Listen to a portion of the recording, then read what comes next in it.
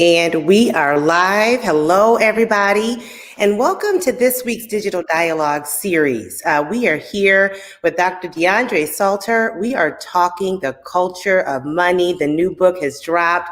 I have my copy. I hope you all will get yours too. I'm really excited about this conversation because we've been talking about Black people, culture, money for, for a long time, but it's certainly been amplified with everything that's been going on. Before we dive in, I want to introduce my co-host, Sharina. Sharina, tell everybody a little bit about yourself. Hello. I'm Sharina Fox. I work for Jedi. I am the program director for Just Boss Up Academy, basically taking side hustlers to being legit and teaching them the ways of becoming founders and entrepreneurs. I also am in the DEI space, and yeah, that's what I do. Well, awesome. All right, Mr. Salter, introduce everyone to your book. Well, first of all, can I say thank you for having me on this platform? Really appreciate this chance to have this discussion that I'm very passionate about. I serve many different roles. Today, I come to you as an entrepreneur, as a certified financial education expert, but I also come to you with, from the social standpoint as a pastor. I pastor a Black congregation, people of color, Latinos. And there's something that I've seen many years in my life in business, as well as in ministry and in life, is just the struggle sometimes within the African-American community and other communities of color to attain wealth. And what the culture of money is about, it's really a healing discussion. It moves us towards the path of practical financial healing, because I know what it takes, because I filed bankruptcy at 21, but I was a millionaire by 33. And it didn't happen overnight. It happened through the process of not only grace and work, but also to open myself up to new forms of knowledge, and particularly financial knowledge and education. That's really what the culture of money is about healing families and leveraging the power of our communities to do so. All right. Now, did you all hear that? He went from broke to a millionaire. So if he can do it, we all can do it, right? And that's important, because I think oftentimes people get stuck in a rut. And, they say representation matters, but really, when you really get down to the nitty gritty of it, being able to see someone overcome and to triumph some things helps you to recognize that you can also do it too. I can't tell you how often I've heard people say, I never thought that I could, because I never saw anyone like me that was doing it. Right. And money is certainly one of those things, and success certainly comes with it. One of the things that really stuck out to me, you mentioned that one of the most straightforward ways we can see racial injustice in America is the wealth gap. And your book talks about the implications, not for today, but tomorrow. Can you unpack that a little bit for the audience and those that are with us? Sure. Certainly, the wealth gap is something we hear about a lot, but I don't think sometimes we really interpret what that means for us on a very personal level. So here's the quick unpacking. $68 trillion is going to transfer hands in the next 25 years. Now, we have a wealth gap. A wealth gap simply means that the average white family, depending on the study you look at, Tawana, has 10 to 14 times more wealth than the average Black family. Now, that's a significant gap. And of course, we can talk about the systemic issues that have contributed to that, because certainly there are systemic issues that have created this gap in terms of access to housing, which is a form of building wealth, lack of capital for Black business owners, which is a form of building wealth, lack of investment in equities. There are many different issues that help contribute to that wealth gap. So while the wealth gap is important, what's more important is to lift our heads from the problem today and have some sight for what's heading down our path. I call it the wealth transfer tsunami. That $68 trillion is going to transfer from one generation to another, predominantly white family to white family. Only 3% of that wealth transfer will be Black families if we don't do something about it. So here's what that means.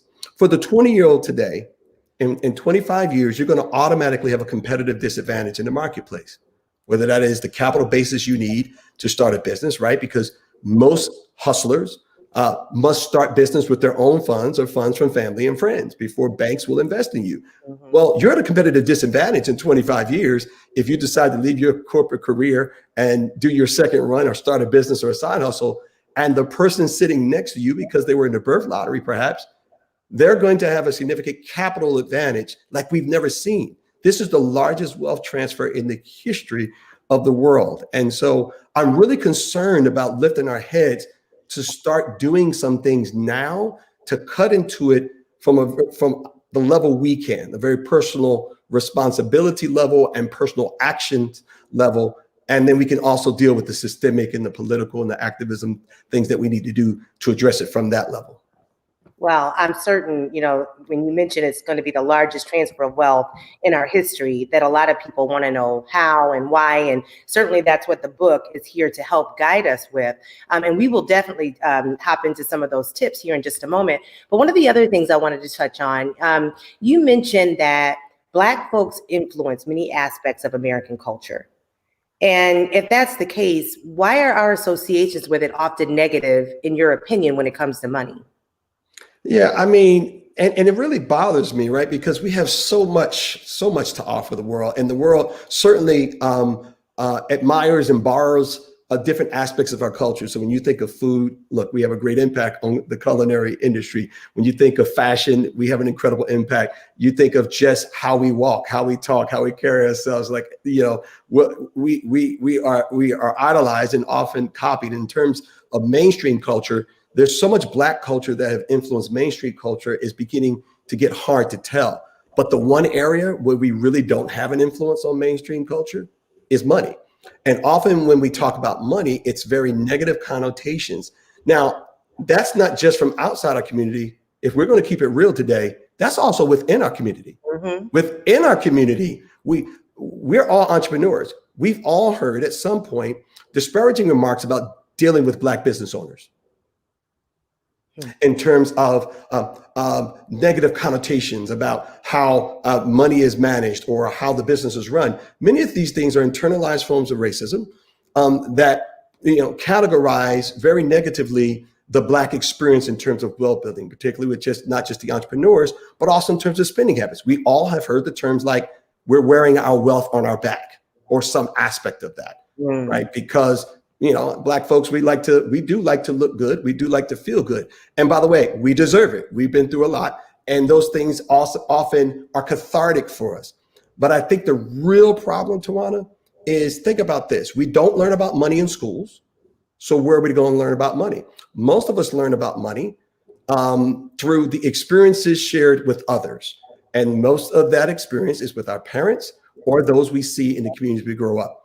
And unfortunately, that's part of the problem, right? Because many of our parents weren't exposed to financial education themselves. So we could go all the way back to as many generations as we want. There are probably very few of us who have forefathers who have, who are really adept at financial education, even if they have financial wisdom.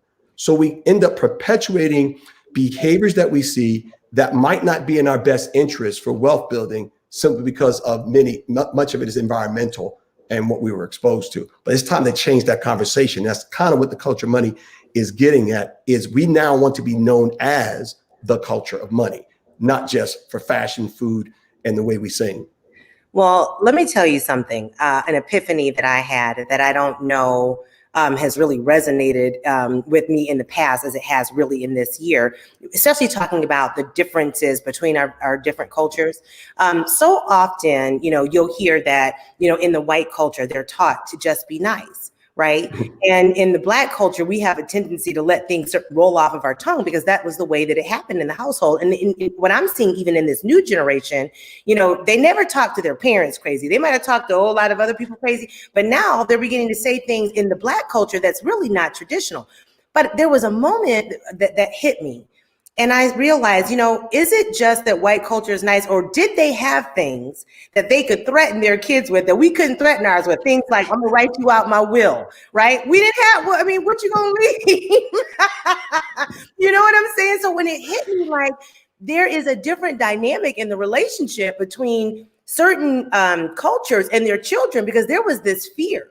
that if I defied my parents, not just because that was the right thing to do, with respecting your parents, but there is a possibility that I may not inherit that house, or I may not inherit, the bank account or the fund, the mutual funds, whatever it is. And so that was really intriguing to me. And so to be in a position to look at my kids and say, I'm gonna write you out my will and my niece gonna get everything I have, and we act together. My kids looked at me like, well, when we started talking to each other.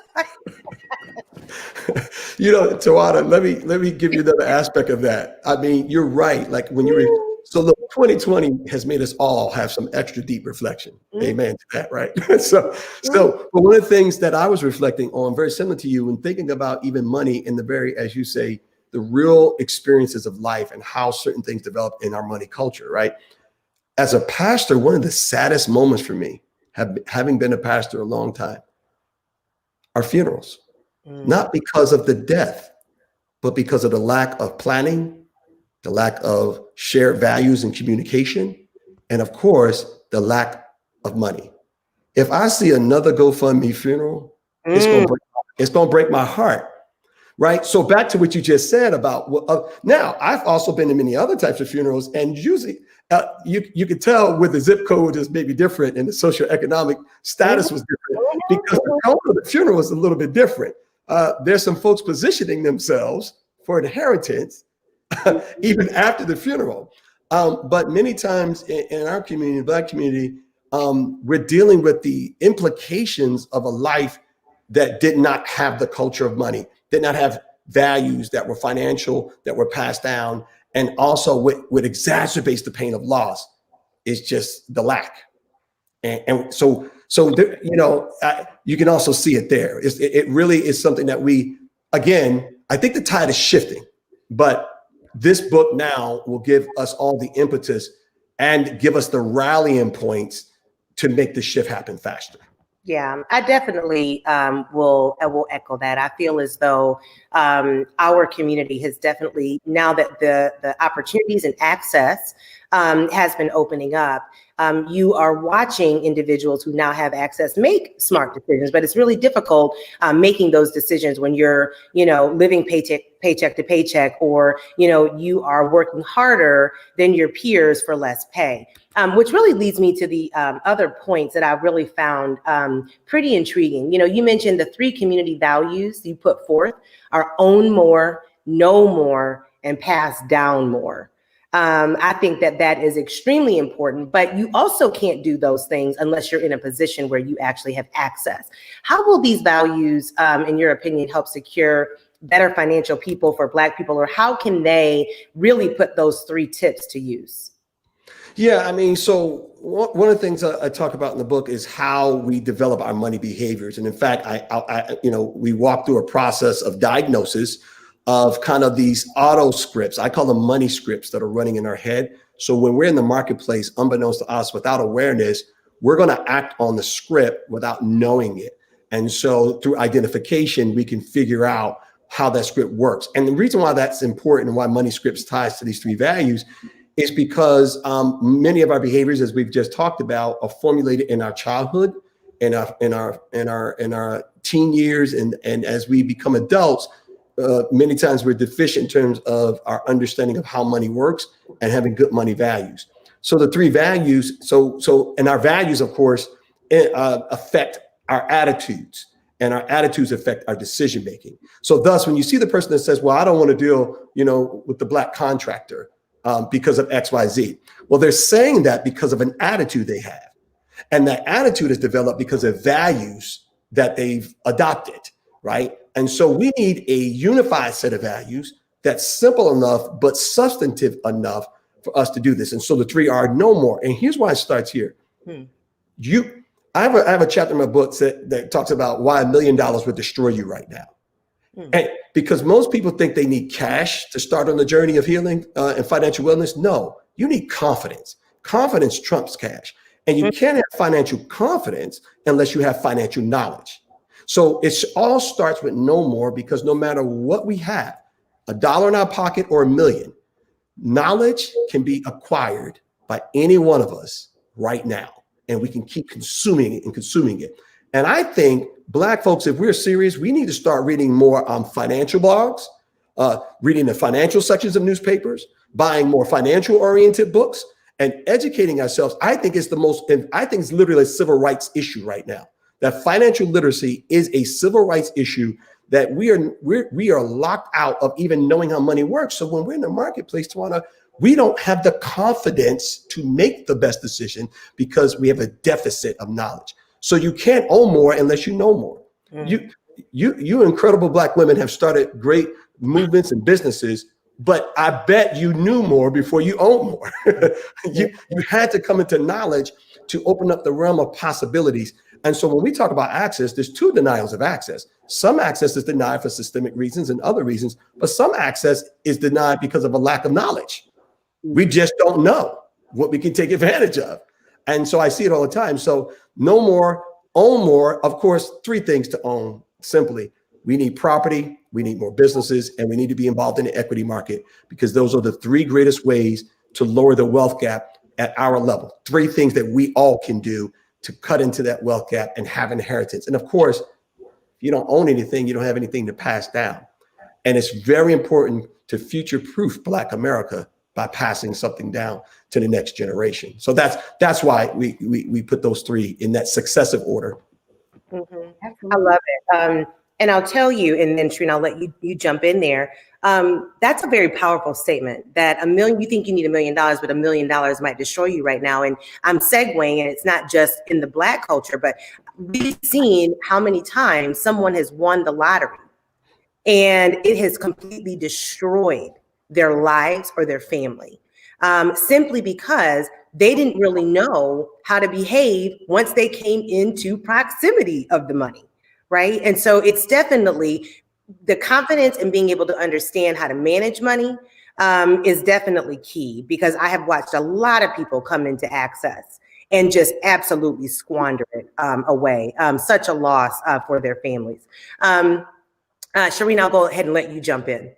Well, I was just going to say that all of that and more, right? So like, I think that definitely starts with the education as well. So like, I know that I'm raising a daughter, she's 13.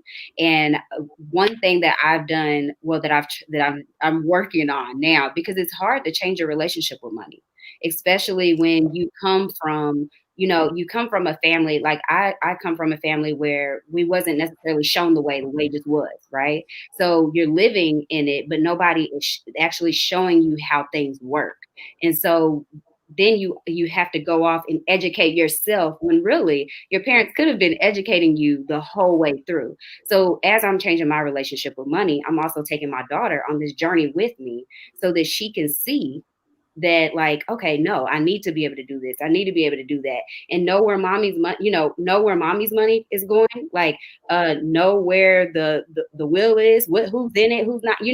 Learning those things, because those things they're important, right? And not only are they important, but they're important for a child to see, because eventually, if I'm raising her this way, then she won't have to necessarily change her relationship with money, right? She'll just grow up and slide right into it, and hopefully, be able to teach her kids the same thing, and we'll be able to, at least if I can't pass down wealth, which that is the plan, right?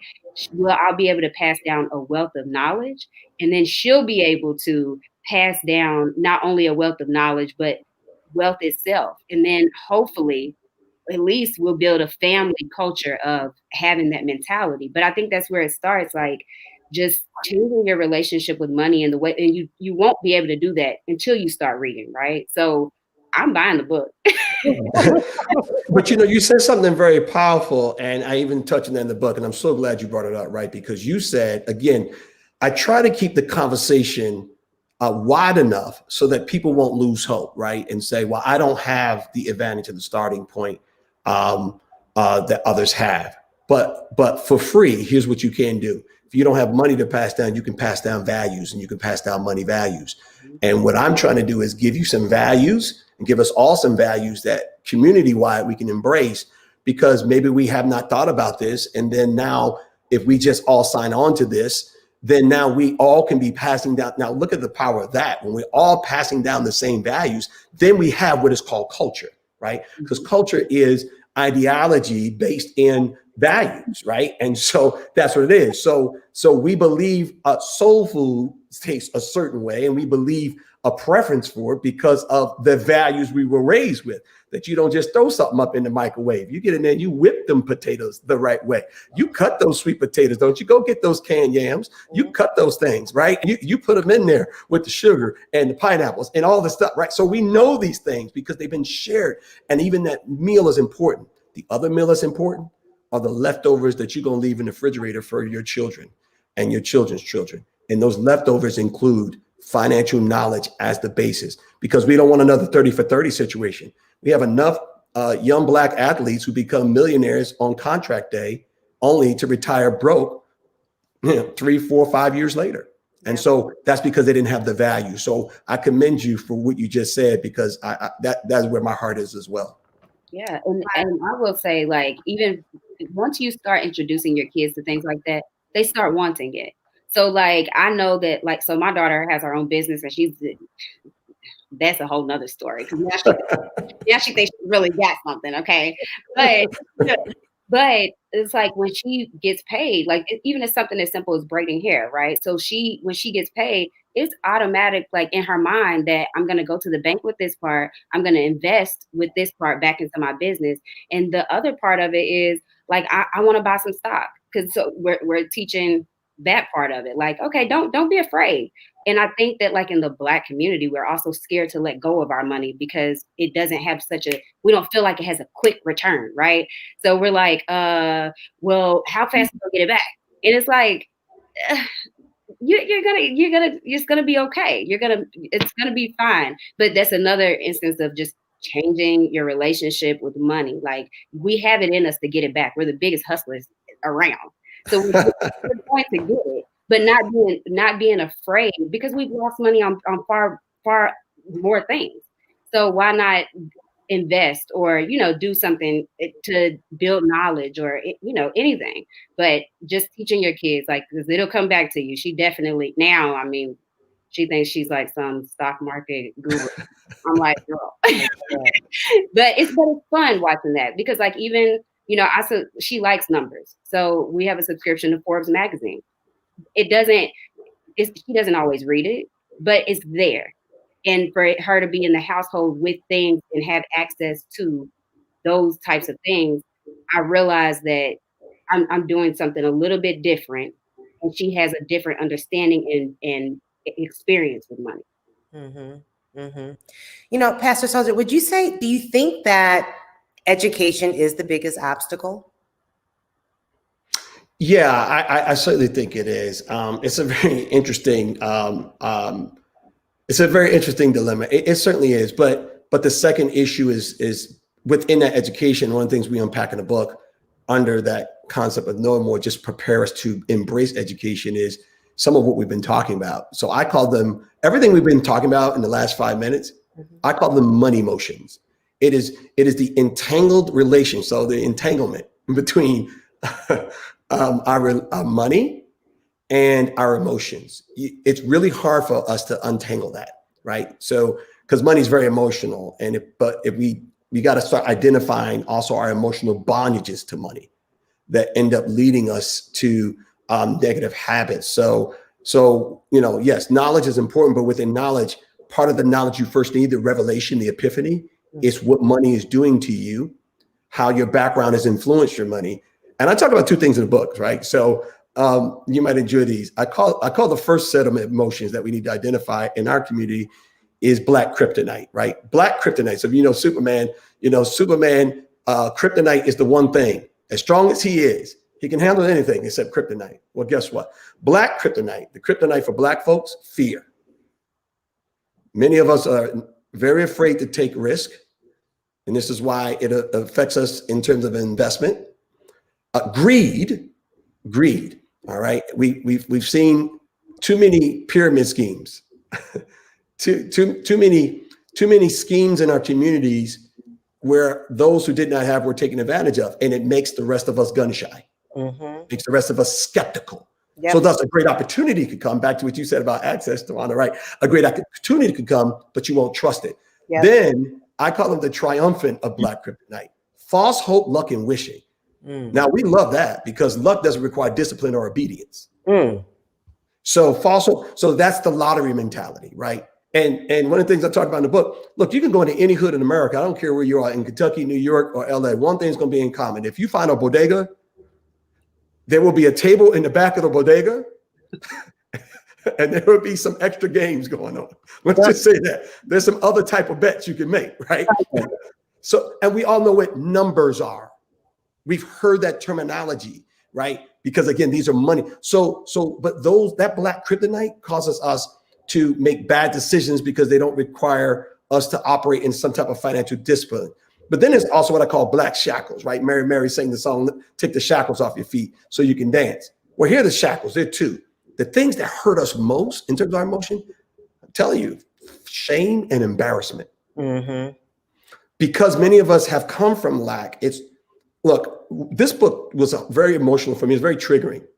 There was definitely some money trauma that I dealt with because I walked people through the real. And even through every phase of my life, what I didn't know, what I did know, what I messed up, what I was introduced to. But it was very painful to relive some of my decision-making. I got to be honest with you. It was very painful reliving my bankruptcy at 21 years old. And I walked people through how the shame of that caused me to make, even after bankruptcy, you would think I would do instantly better, but I didn't. Because the shame would cause me to almost double down on negative behaviors. I tell a story about a young woman who I was doing we were in a presentation in corporate America many years ago when I was with Chubb Insurance, and it was room packed, and we were the only few black folks in the room, not atypical for back then. And they did a presentation on 401k, and I watched all the white people in the room ask questions. They were just asking questions after questions. It felt very comfortable asking questions. Again, because for many of their backgrounds, they weren't the first college graduate. These are considerations about retirement and long-term planning that they had previous exposure to. For myself and this young lady, we didn't really have exposure to that. So when she was in the room, she didn't ask any questions. She asked me questions afterwards. And I said, well, why didn't you ask the questions? You know what it was? Shame. Her response was, well, I didn't want them to know what I didn't know. And I think that's a real experience for us. And embarrassment, many of us are embarrassed about the struggle we've had. But as we've all said, it's the struggle that makes us, right? It's the struggle that allows us to overcome. So yes, knowledge is important, but unpacking money and emotions, I think one thing's going to happen to people when they read this is you're going to feel a ripping open of that dynamic. And I think you'll have great identification. So you'll be more in control of what your emotions are. Ooh, that is so powerful, unpacking money and emotions. You said several things that I really want to come back to. The first, I have experienced firsthand in our community. We have seen others' greed and how it has impacted some. And that greed has definitely caused many people to walk away from really, really good opportunities. I can count on my hands the number of opportunities that I have put in front of our culture, and they just couldn't get it. There was this fear that there was going to be something taken or that they were going to be taken advantage of. So I think that is something that we definitely need to sit in. I think that we need to really reflect on because we don't want to be passing up opportunities because of someone else's mistakes and someone else's bad behavior. And then, to your point about not wanting people to not know or to know what you don't know. And I can certainly relate to that. There was a time early on in my career, because the fear was, if you know what I don't know, you're in a position to take advantage of me. And, I think I'd like to stop there for just a moment because that's not going to necessarily go away easily, right? There's been people going back to, they've seen others with their greed take advantage of people. So they don't approach certain opportunities. And then on top of it, they're not confident, to your point earlier. So they don't want people to not know or to know what they don't know. And because they're afraid that they're going to be taken advantage of. What are some ways in which they can get around that?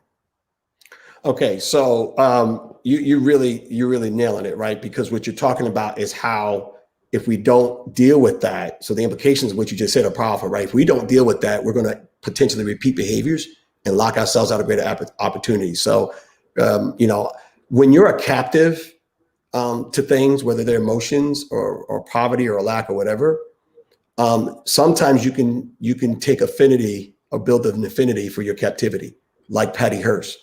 And so what you're talking about is what I call in the book, I call it financial Patty Hearst syndrome. It's when the negative experiences with money have taken you captive, so much so that you now find affinity and more comfort in staying where you are than finding the freedom that you should have. And so one of the things I talk about are these 5 taking advantage of the scripts that are running in your head.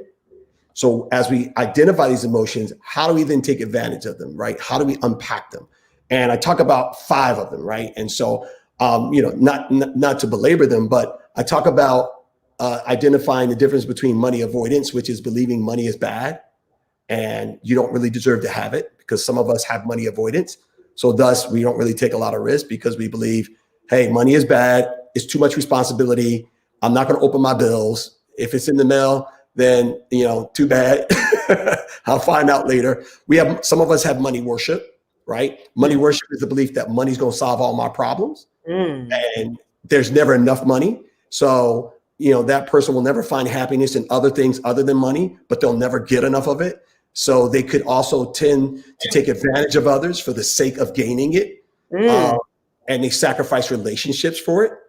Then there's money status, believing that owning the newest and best possessions convey status.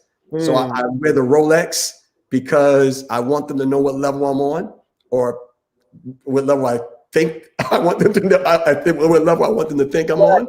Right. Right. Then there's money vigilance, which is embracing frugality. So, if I knew grandma and grandma stuck that money down in there and she never spent it, then that value's passed on to me. So I may save well, but I don't take risk well. And then here's the big one I talk about: money reparations. And this is powerful. This is something I'm the only one talking about this because I've examined it, and I've, in some of my workshops, I've really unpacked this. It's the belief that money ministers to past wounds and it heals. And so that's the primary purpose of money, is my own personal reparations for past injustices. So I treat myself, right? Because no matter what, I deserve it. And so you can hear money reparations working in your head, because you may know this may hit the budget a little extra, but you heard it in your head. You go, yeah, but I deserve this. Now, you're not saying in that moment why you deserve it, but we all know why you feel you deserve it. or you say, I work hard for this. Ask myself how many times I done told myself that, Pastor Salter, get off my street, okay? I'm sitting here thinking the same thing, Tawana. I'm like, no, don't talk to me like this.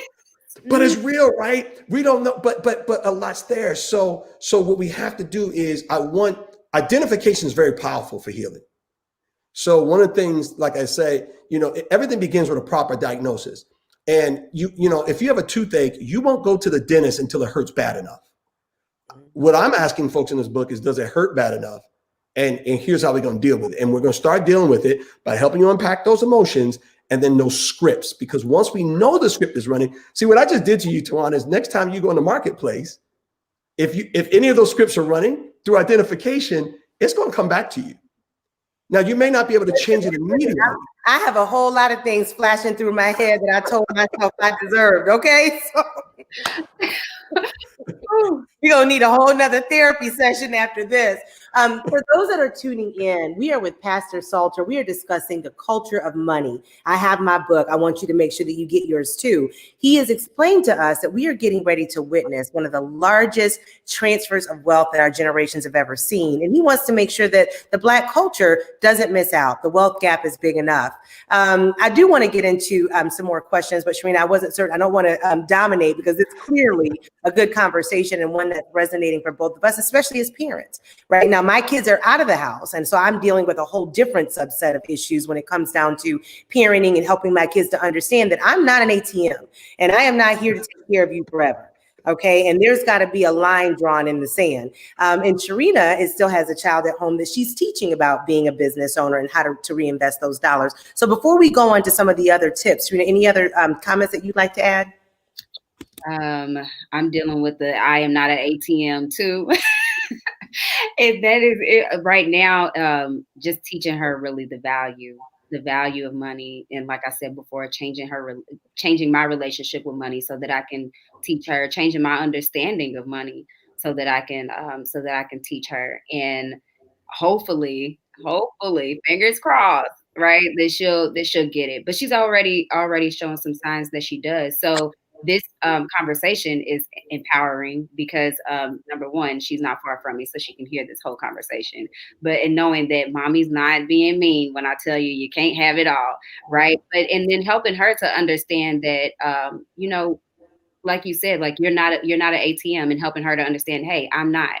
And so, but because I'm not, this is why I want you to understand and have a different relationship with money so that you are not always so super financially dependent on me. And so that you can show your kids and live a life of abundance and have a mindset of abundance rather than just being scared, and being scared of spending money, having money, not having money, right? And having such emotional responses, like you said, and just the emotional trauma and drama when it comes to money in the Black community. I want to change that for her. So that's where I'm at with it at this moment. But I'm sure after I read the book, I'm going to have a lot more when it comes to that. So, one of the things that I did also find intriguing, you mentioned the closed circuit economy. Can you elaborate on that a little bit, and how do we best apply that in today's global economy? Yeah, it's very important. So what I mean by a closed circuit economy, and this is not a new concept, right? So those like W.E.B. Du Bois were very into this kind of concept and practice what they preach in it. So the closed circuit economy is the idea of creating a sub economy where we circulate dollars within the Black community longer. It's really known through various studies that a dollar circulates in the Black community the shortest amount of time. What I mean by circulate, I think it's best explained by a quote by Du Bois. Here's what he says. In a 1912 essay, and I just want to read this, he says, "Today there's a singular group in Durham where a Black man may get up in the morning from a mattress made by a Black man, and a house which was built by a Black man out of lumber which Black men cut, planned, panned, and sold." That's a picture of a closed circuit economy. It's the idea of being able to do business with Black businesses. We all have heard, after George Floyd, there was this big resonance to buy Black. I've talked to a lot of entrepreneurs, and they certainly saw a burst of it, but it waned. Why? Because we don't have a true closed circuit economy. And we're not circulating those dollars. One of the things I talk about with that, look at some other communities, like for instance, in the Northeast where we are, and in other places, I look at closed circuit economies like within the Asian community. There are Asian grocers who sell products. Now, this is not discriminatory. They're just offering products that consumer group can't find anywhere else. They're importing those products from countries where that demographic is best reflected, and then doing business with that demographic. So look at that. It's like W.B. Du Bois said. They're doing business with an Asian wholesaler who's importing it, and that wholesaler is dealing with an Asian importer who's bringing it in, who's doing with an Asian manufacturer in a country that they sold it to the importer, and then to the wholesaler, and now to the retailer who has an Asian consumer. So that dollar staying within a community closed circuit for a much longer period than within the Black community. And that is actually hurting us because Black businesses are, while capital has increased, it's still a travesty. Black businesses aren't being funded by private equity at the rate of other businesses. Black businesses aren't getting loans, even with the PPP loans we saw.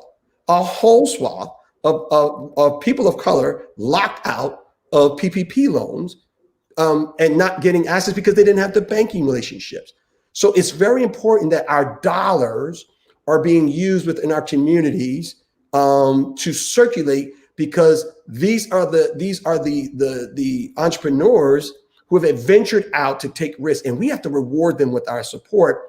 Because, by the way, the number one employer of Black people are Black-owned businesses.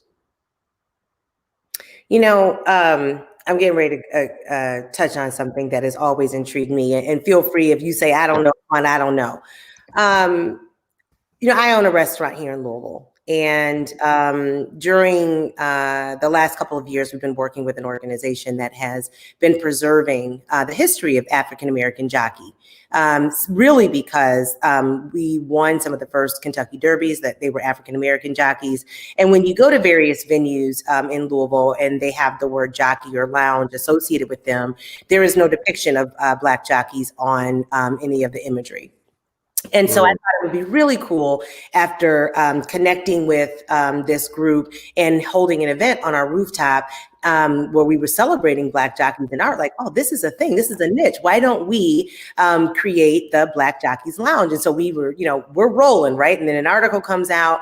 And for whatever reason, when it comes down to some in the white culture, when they hear Asian restaurant, Japanese restaurant, Italian, Greek, so on and so forth, their immediate response is, well, that's a cuisine, right? If they hear Black restaurant, they feel as though it's just race. But the reality is Blacks, we have a certain cuisine, we have our own cultural feel. And I'm just curious as to where do you think that comes from? Because I even had some go as far as saying, why would you create a restaurant where I'm not allowed?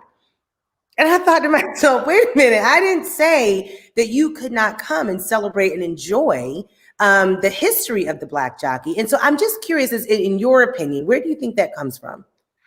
Yeah, I'll be very blunt and tell you white supremacy. Honestly, white supremacy is so ingrained in our society that Black is a threatening word. So whatever you put behind Black is going to trigger similar responses. So if you say we're a Black investment banking firm, there's the assumption in the wider group is you only invest in Black companies. There's no assumption that you could possibly be investing and you're just Black owned.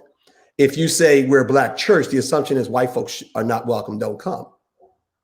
I pastor a church, and we have some really brave white folks that come out. We always celebrate them. Y'all so cool. We like y'all. Come on here. And as I say I've had white congregants ask me, I've never really heard you, really say that it isn't for me. And I said, no. I say anybody who wants to appreciate Black culture and Black styles of worship, you're all welcome. Now, let me make it very clear. We're not going to change this to make somebody feel comfortable in the pews. To sit in the pews means you have to be a really person that's open to enjoying something different than your norm. So I think white supremacy, we see the effect in industry and in commerce in that manner. Thus, the Black leadership question.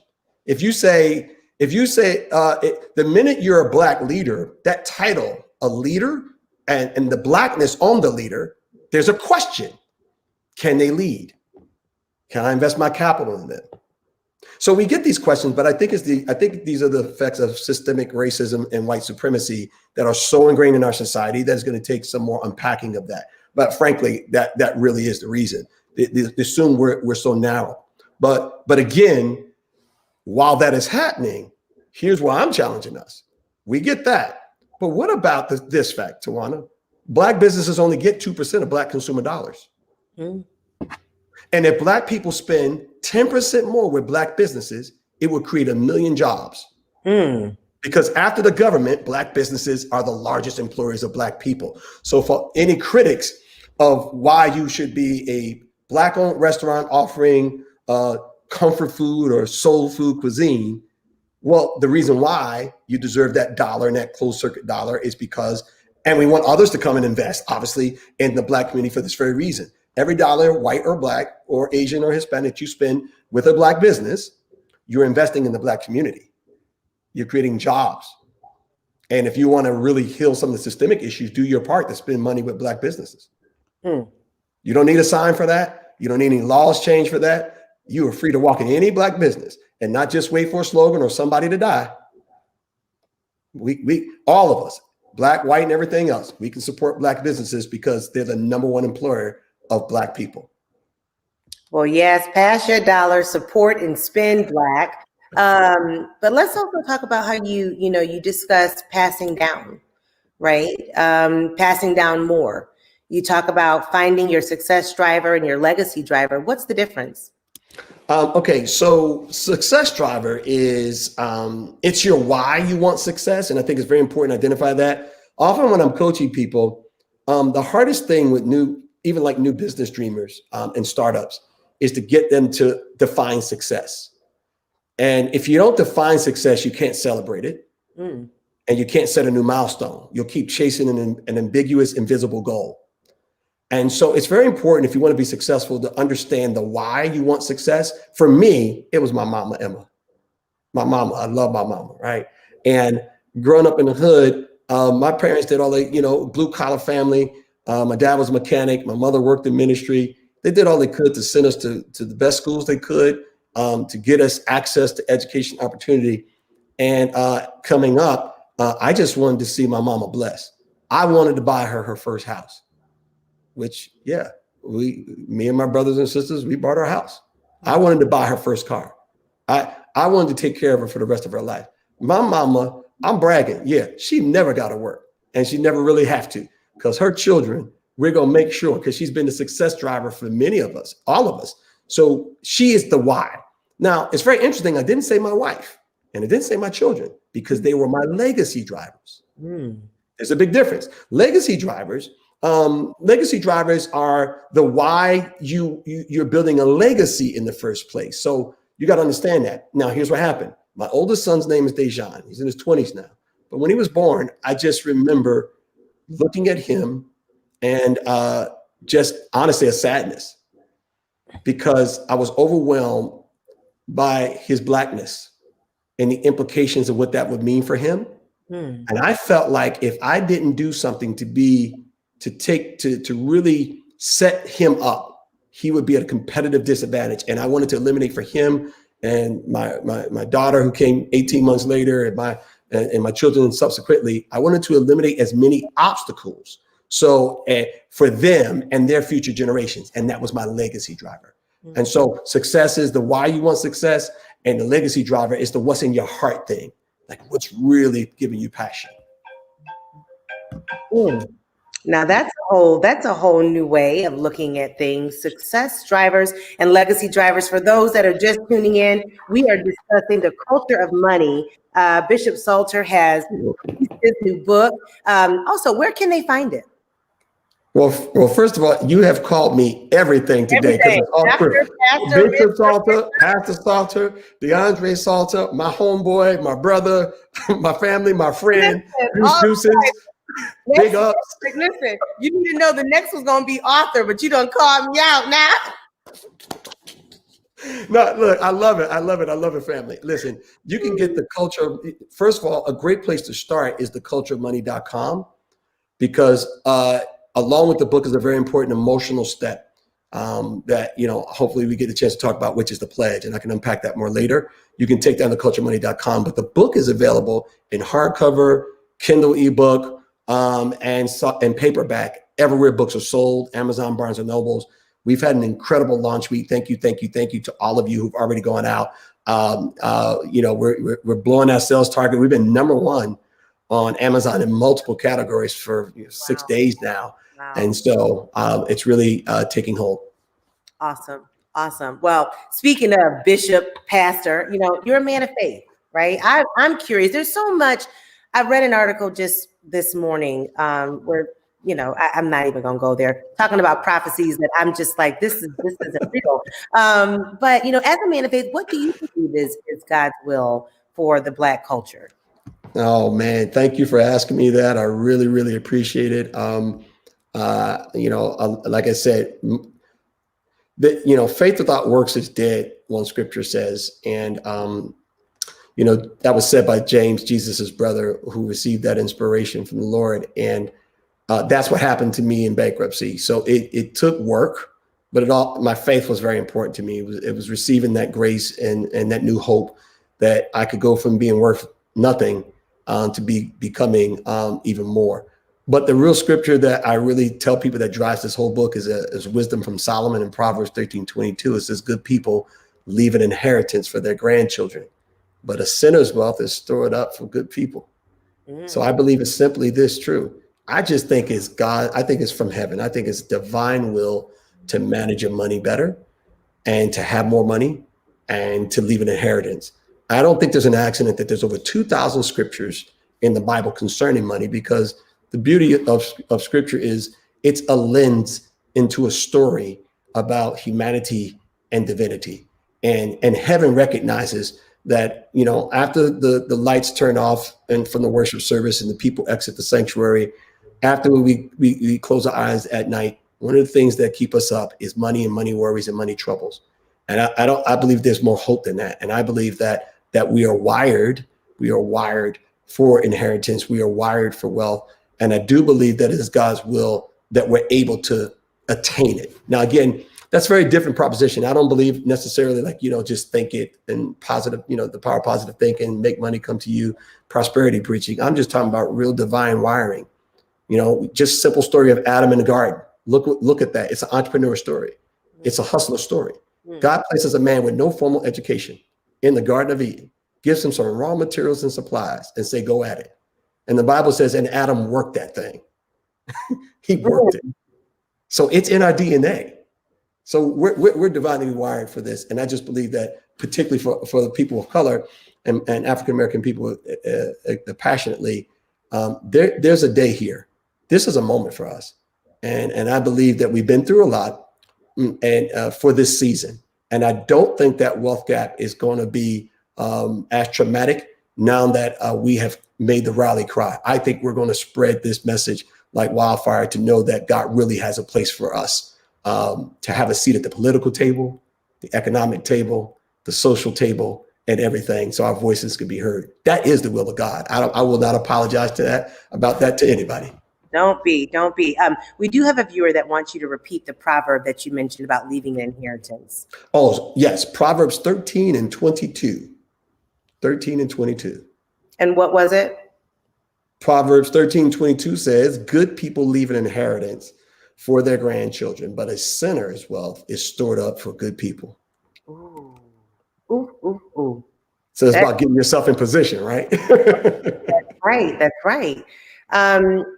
You know, sticking on the subject just about faith, you know, as a bishop, you know, in a global organization, what do you feel the Black church's role is when it comes down to financial healing with people of color? Because I'll tell you, sometimes churches get a bad rep, right? Like, you know, you go, you give your money and the pastor's not really doing what he's supposed to do with it. But what do you feel is the church's role?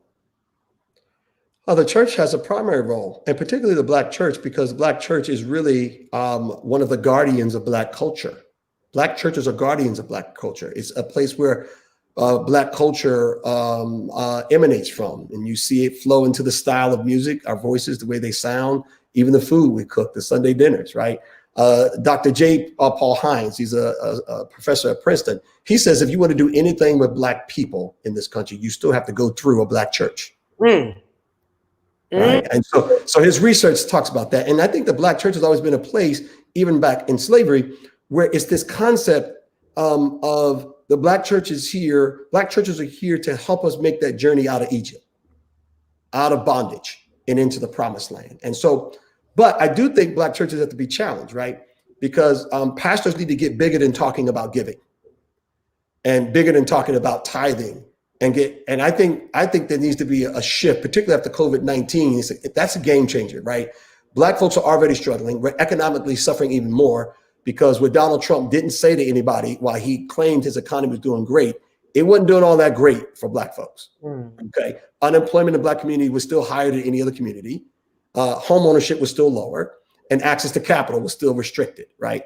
So I think the church being on the front lines of Black culture and where Black people need it most, located geographically in places that are underserved predominantly, right? So, but I think the mentality I'm asking Black pastors to have is a shift from building buildings to building people, and put building people over building buildings. Because if Black churches start addressing wealth disparity, if they don't start it, people are going to leave. And we already see this, by the way, sidebar. We're seeing this in our communities because Black professionals have been leaving Black churches and going to other churches and then draining their brain resources and talent and capital into white churches that are more diverse. And yet then the Black church stays underserved, but the Black church is more than likely the one that's going to help somebody with their light bill. Mm. So either we become part of the solution, and this is the lane, by the way. So for Black pastors that have asked me, well, what do I do? I remember in the summer, I had a lot of calls. I was counseling a lot of pastors because their congregants was like, we're marching. Pastor, what you going to do? What you going to do?